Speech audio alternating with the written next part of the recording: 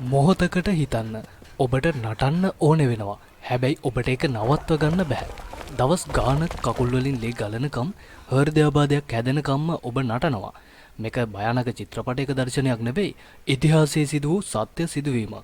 මේ ව්‍යවසනයේ ආරම්භය 1518 වසරේ ජූලි මාසයේ ප්‍රංශයේ ස්ටාබර්ග් නගරයේදී තමයි මේ වසංගතය ආරම්භ වෙන්නේ. හදිසියෙම පාරට පැමිණෙන ෆ්‍රාව් ටොෆියා නම් කාන්තාවක් නටන්න පටන් ගන්නවා. කිසිදු සංගීතයක් හෝ ඇගේ මුහුණේ සිනහවක්වත් නැහැ. ඉතින් ඇය නටන්නේ සතුටට නම් නෙවෙයි කියලා මුහුණෙන් කියන්න පුළුවන්. ඇයට එය නවත්තන්න ඕන වුණත් ඇගේ කකුල්ලේට ඉඩ දෙන්නේ නැහැ. දින 6ක් යනතුරු මේ කාන්තාව එක දිගට නටනවා. මේ වසංගතයේ පැතිරීම කොහොමද? සතියක් යද්දි තවත් 34 දෙනෙක් ඇයට එකතු වෙනවා. මාසයක් යද්දි මේ අමුතු නැටුම් පිස්සුව වැළඳුණු පිරිස 400 ඉක්මවනවා.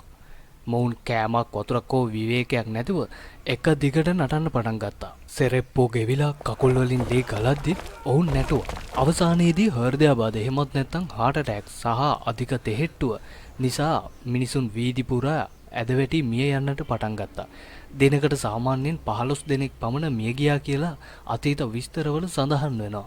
වැරදුණු ප්‍රතිකාරය. මේ වසංගතය ASCII ඒ කාලේ වෛද්‍යවරුන් කරපු පිස්සුම වැඩේ තමයි මේක.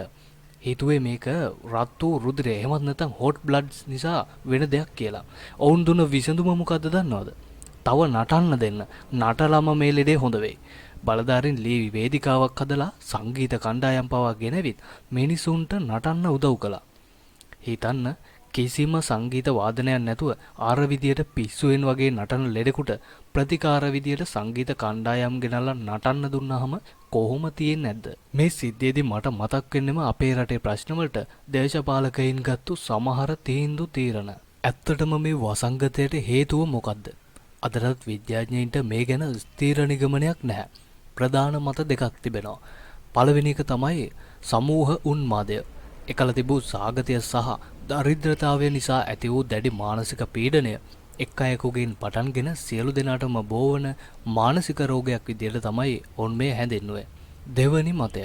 දිලීර ආසාදනය වූ පාම්පිටි කෑම නිසා මොළයට විස බීජයක් ඇතුළු වී මායාවන් පෙනීම සහ ශරීරය පාලනය කරගත නොහැකි වීම නිසා මේ සිදු වුණා කියලා තමයි ඔවුන් කියන්නේ. සියවස් 5ක් ගත වී ඇතත් එදා ස්ටාබර්ග් වීදිවල ඇසුණු ඒ මරණීය පියවර හඬට හේතුව තවමත් අභිරහසක්. ඔබ හිතන්නේ මොකද්ද? මේක මානසික බලපෑමක්ද? එහෙමත් නැත්නම් අපි නොදන්නා වෙනත් බලවේගයක්ද? ඔයාගේ අදහසත් පහලින් කමෙන්ට් කරන්න අමතක කරන්න එපා.